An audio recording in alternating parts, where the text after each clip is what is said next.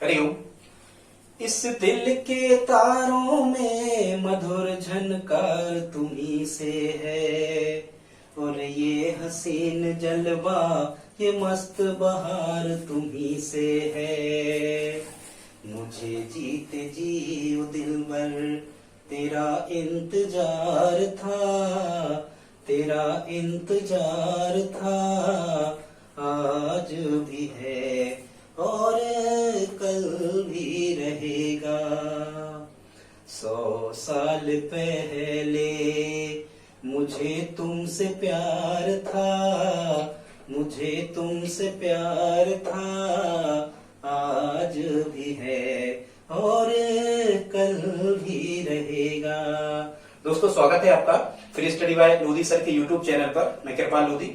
दोस्तों, आज हम आपको लेकर के आए हैं रीजनिंग की एक बहुत ही सुंदर ट्रिक। दोस्तों, आज हम आपको फिगर काउंटिंग के टॉपिक में वर्गों की गिनती के बारे में बताएंगे और बहुत ही स्मार्ट ट्रिक बताएंगे। दोस्तों, एक अपील है, यदि आप हमारे चैनल पर पहली बार विजिट कर रहे हैं तो प्लीज हमारे चैनल को सब्सक्राइब कर लें, लाइक कर दें।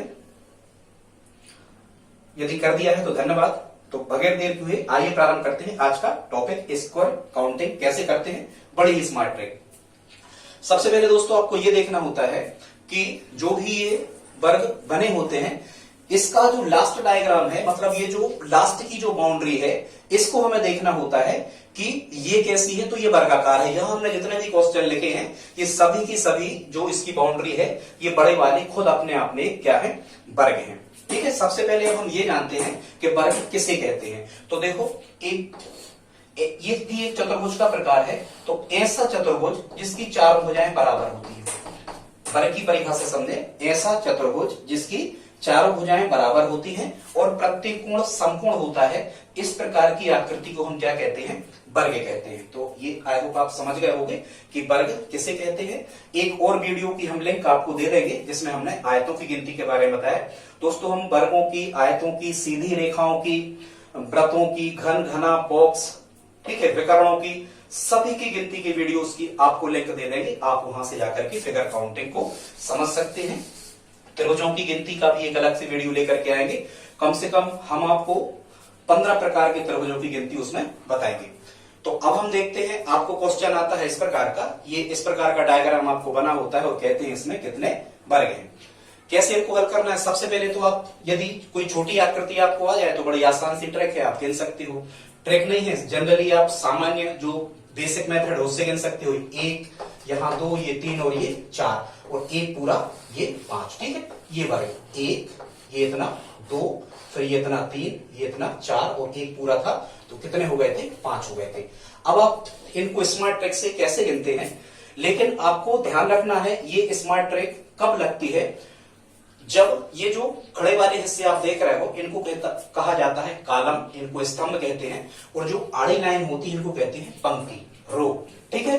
तो किसी भी आकृति में जब हम वर्ग गिन रहे हो, जितने भी स्तंभ हो और उतनी ही यदि पंक्तियां हो, ठीक है, जैसे इसमें हम देख रहे हैं कि 2 स्तंभ हैं और 2 पंक्तियां हैं, तो इसकी स्मार्ट ट्रिक क्या होती है, आपको कहीं भी ऊपर या नीचे, बाएं से दाएं लिख लेना है। जैसे यहाँ एक वर्ग दिख रहा तो 1 लिख दिया, यहां 2 दिख रहे थे तो हमने 2 लिख दिया। अब आपको क्या करना है, इनके स्क्वायर करके और जोड़ देना है, आपका आंसर निकल आएगा। 1 का वर्ग करो मतलब 1 एकम 1, और 2 का वर्ग किया तो 2 दूनी 4। और जब हम 1 और 4 को जोड़ रहे होंगे तो 5 हमारा क्या होगा, आंसर होगा। लेकिन इसमें लिमिट है, ये लिमिटेशन में है ये ट्रिक। इसमें क्या लिमिट है कि जितने कॉलम रहे उतने ही पंक्तियां रहे, तब ये ट्रिक काम करती है। यहां ये ट्रिक लग जाएगी क्योंकि आप देख रहे हो 1 2 3 कॉलम है और यहां पंक्तियां कितनी है, 1 2 3। तो बिल्कुल निश्चित ये ट्रिक यहां लागू हो जाती है। कैसे करोगे आप, यहां आपको 1 दिख रहा वर्ग तो 1 लिख देना, यहां 2 लिख देना और यहां 3। इन सब के स्क्वायर करके आपको क्या करते जाना है, जोड़ते जाना है। ठीक है। हम जोड़ रहे हैं, देखो इनके वर्ग करके हमें जोड़ देना। 1 का वर्ग 1 एकम 1, 2 का वर्ग 2 दूनी 4 और 3 का वर्ग 3 त्रिका 9। 1 और 4 5, 5 और 9 14। तो 14 इसका क्या होगा दोस्तों, आंसर होगा। मतलब इस डायग्राम में 14 स्क्वायर 14 स्क्वायर है, आपको गिनना नहीं है। लेकिन अब यहां जितने कॉलम थे उतनी ही पंक्तियां थी, तब ये ट्रिक आपको लगाना है। अब हम आपको एक ऐसी ट्रिक बता रहे हैं जिसमें कोई लिमिटेशन नहीं होता है, आप इनमें भी लगा सकते हो, जितने कॉलम उतनी पंक्तियां, उनमें भी आप लगा सकते हो वो ट्रिक। नहीं तो वो ट्रिक वहां भी काम कर जाती है, कहां, जहां देखो आप इस डायग्राम में प्रश्न क्रमांक 3 में आप देख रहे हैं, यहां 1 2 3 तीन कॉलम है यहां पर, ठीक है। कॉलम कितने हैं? 1 2 3, ठीक है। और रो मतलब पंक्तियां कितनी हैं? 1 2 3 4, मतलब स्तंभों की संख्या और पंक्तियों की संख्या अलग अलग होती है। तब क्या करना है देखते हैं, बहुत ही स्मार्ट तरीका है इसको हल करने का। तीसरा क्वेश्चन सॉल्व करते हैं। इसमें आपको क्या कर लेना है, सबसे पहले आपको गिनती लिख लेना है, मतलब पंक्तियों में भी, तो यहां हम कहें कि कॉलम कितने हैं, तो 1 2 और यहां लिख देना है 3, ठीक है। और फिर आपको लंबवत, ऊर्ध्वाधर, परपेंडिकुलर, यहां भी आपको काउंटिंग लिख लेना है, यहां भी आपको गिनती लिख लेना है। कैसे? 1 2 3 और यहां कितने थे? 4।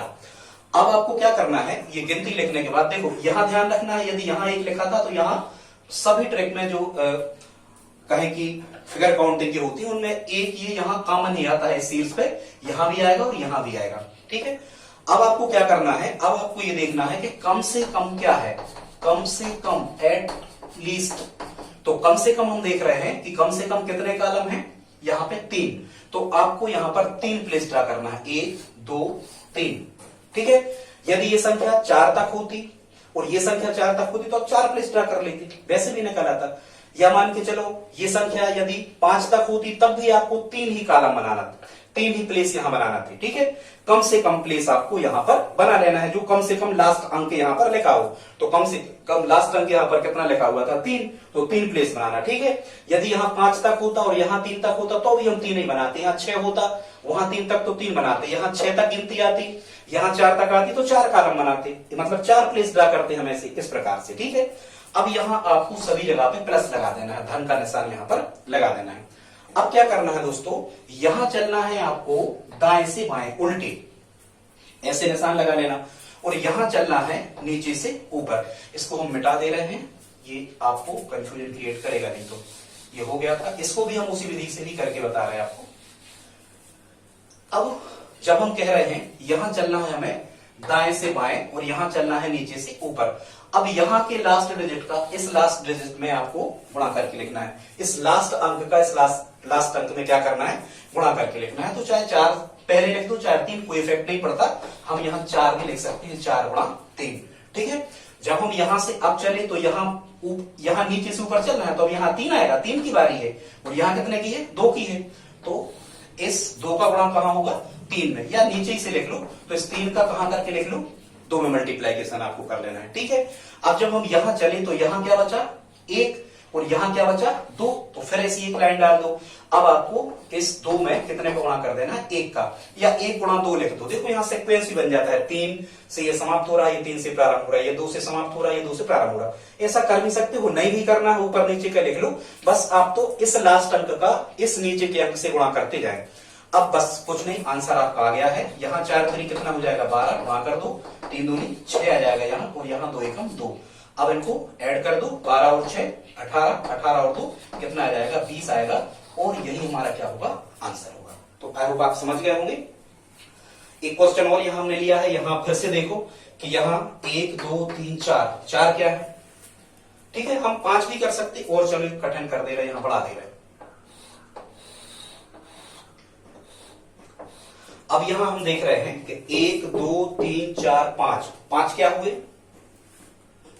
ये कॉलम है, 5 क्या है? कॉलम। और पंक्तियां कितनी है? 1 2 3, तो यहां लिख लो, ठीक है। इसको ऊपर को हम साफ कर दे रहे। यहां देखो, यहां में लिख रहा है 1 2 3 4 और 5, और यहां 1 2 3।